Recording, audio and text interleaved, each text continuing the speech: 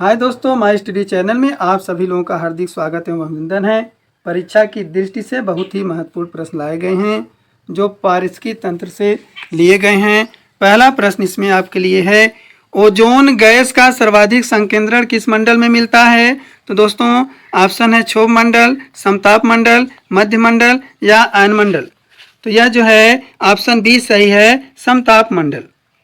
अगला प्रश्न है, जीवमंडल के आवरण की परत सामान्यतः कितनी मोटी होती हैं? तो दोस्तों क्या 5 से 10 किलोमीटर, 10 से 15 किलोमीटर, 15 से 20 किलोमीटर या 20 से 30 किलोमीटर? तो इसमें से बताइए कौन सा सही होगा।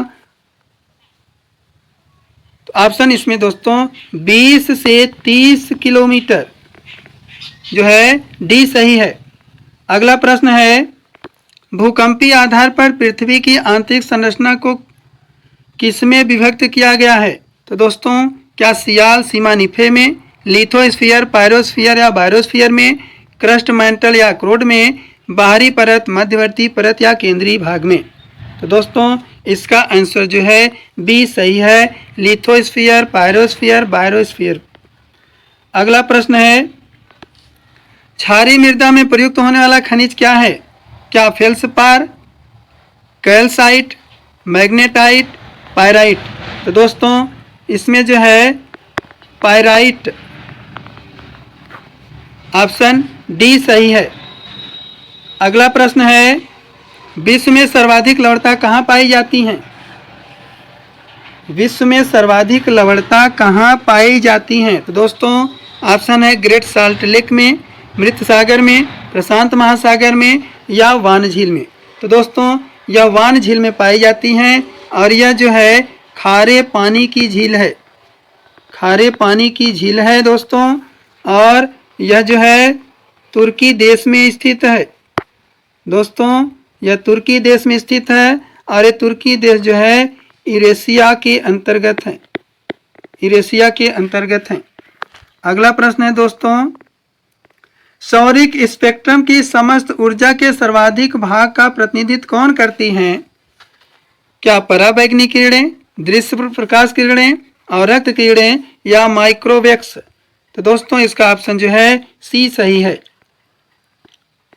अगला प्रश्न है, समताप मंडल में ओजोन के स्तर को प्राकृतिक रूप से विनियमित किया जाता है?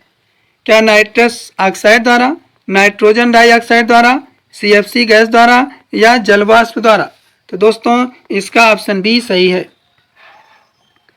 अगला प्रश्न है,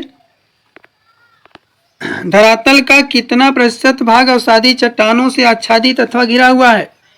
दोस्तों क्या 1/3 भाग या 1/2 भाग या 2/3 भाग अथवा 3/4 भाग? तो दोस्तों यह 3/4 भाग, 3/4 भाग से घिरा हुआ है। ऑप्शन आपका डी सही है। अगला प्रश्न है दोस्तों, सबसे अधिक स्थिर पारिस्थितिकी तंत्र क्या है? ऑप्शन है सागरी, वन, पर्वतीय, मरुस्थलीय। तो दोस्तों इसका आंसर जो है पहला यानी ए अथवा सागरी होगा। अगला प्रश्न है, निम्न में से कौन कृत्रिम पारिस्थितिकी तंत्र हैं? तो दोस्तों ऑप्शन है धान की खेती, वन, घास का मैदान अथवा झील। तो दोस्तों यह जो है इसमें पहला ऑप्शन यानी धान की खेती, ऑप्शन ए सही है। अगला प्रश्न है, निम्नलिखित में जीव से जैवमंडल तक जैविक संगठन का सही क्रम क्या है? तो दोस्तों ऑप्शन दिया गया है जनसंख्या, पारिस्थितिकी तंत्र, समुदाय या भूदृश्य, भूदृश्य, समुदाय, पारिस्थितिकी तंत्र या जनसंख्या, जनसंख्या, समुदाय या पारिस्थितिकी तंत्र, भूदृश्य, जनसंख्या, भूदृश्य, समुदाय या पारिस्थितिकी तंत्र। तो दोस्तों इसका ऑप्शन जो है सी सही है। अगला प्रश्न है, निम्न में कौन जैविक नाइट्रोजन निर्धारण से संबंधित हैं? क्या लाल शैवाल हैं, भूरा शैवाल हैं, हरा शैवाल हैं या नीला शैवाल है? तो दोस्तों इसका आंसर क्या होगा? तो इसका आंसर जो है सी ऑप्शन हरा शैवाल है। अगला प्रश्न है, पारिस्थितिकी संक्रमण अवधारणा का सर्वप्रथम प्रयोग किसके द्वारा किया गया था? दोस्तों क्या एल्टन द्वारा, बेनेट द्वारा, बर्कले द्वारा या रेटजेल द्वारा? तो दोस्तों इसका आंसर जो है बेनेट द्वारा किया गया था। अगला प्रश्न है काला वन कहाँ पाया जाता है? दोस्तों क्या फ्रांस में पाया जाता है, जर्मनी में, जापान में अथवा रोमानिया में? तो दोस्तों इसका ऑप्शन जो है बी सही है, जर्मनी में पाया जाता है। अगला प्रश्न है अर्नेस्ट हैकल किस संरचना से संबंधित हैं? अर्नेस्ट हैकल किस संरचना से संबंधित हैं? क्या जीवों की उत्पत्ति से, कार्बन चक्र से, जैविक अनुक्रम से या पारिस्थितिकी से? तो दोस्तों अर्नेस्ट हैकल जो है किससे संबंधित है? तो ऑप्शन आपका डी सही है, पारिस्थितिकी से। अगला प्रश्न है आंतरिक ग्रह किसे कहते हैं? तो दोस्तों मैं बताना चाहता हूँ कुल मिलाकर के 9 ग्रह थे, लेकिन उसमें से एक घटा दिया गया जिसका नाम था प्लूटो, और अब यह ग्रहों की श्रेणी में नहीं है। अब वर्तमान में ग्रहों की संख्या केवल 8 बची हुई है। इनमें से जो 8 ग्रह हैं वह 4 आंतरिक ग्रह होते हैं और 4 बाह्य ग्रह होते हैं। तो बाह्य ग्रह जो होते हैं,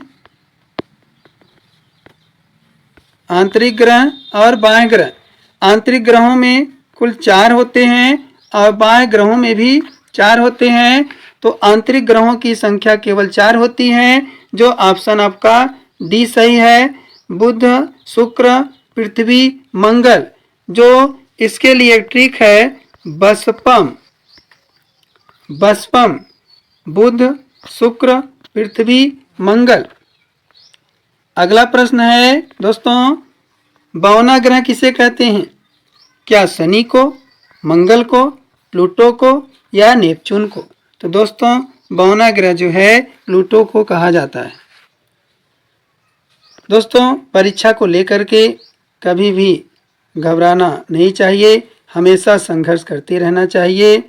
कहा जाता है तारों में अकेला चाँद जगमगाता है, तारों में अकेला चाँद जगमगाता है, मुश्किलों में अकेला इंसान डगमगाता है।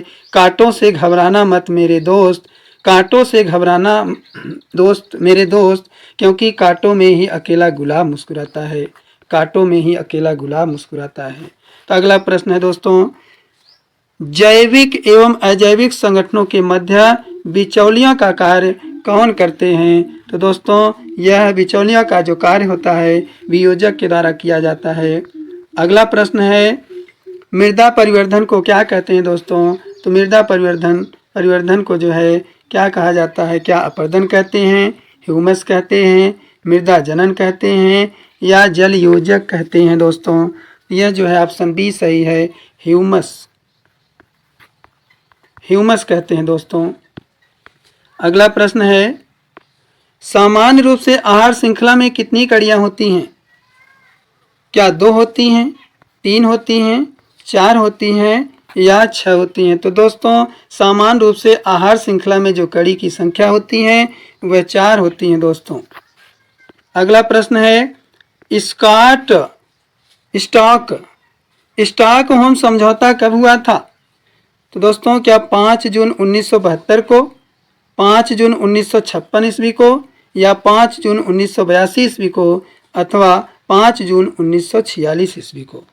दोस्तों इसका आंसर जो है 5 जून 1972, 5 जून 1972 को हुआ था और उसी समय से लेकर के यह 5 जून जो है पर्यावरण, 5 जून पर्यावरण दिवस के रूप में मनाया जाता है।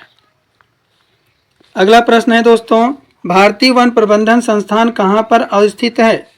क्या सवाना में स्थित है, टेंगा में स्थित है, चैपरेल में स्थित है या टुंडा में स्थित है? तो दोस्तों इसका आंसर डी होगा, टुंडा। दोस्तों यह टुंड्रा में स्थित है। अगला प्रश्न है लानोज एवं कैंपोज घास किस बायोम के अंतर्गत आते हैं? तो दोस्तों ऑप्शन है शीतोष्ण घास बायोम, उष्णकटिबंधीय घास बायोम, टुंड्रा बायोम या टैंगा बायोम। तो दोस्तों इसका आंसर जो है बी सही होगा, उष्ण कटिबंधीय घास बायोम। अगला प्रश्न है दोस्तों, national bureau of plant genetics resources कहाँ स्थित है? नई दिल्ली, कोलकाता, मुंबई या चेन्नई में? तो दोस्तों यह जो है नई दिल्ली में स्थित है, नई दिल्ली में स्थित है, ऑप्शन ए सही है।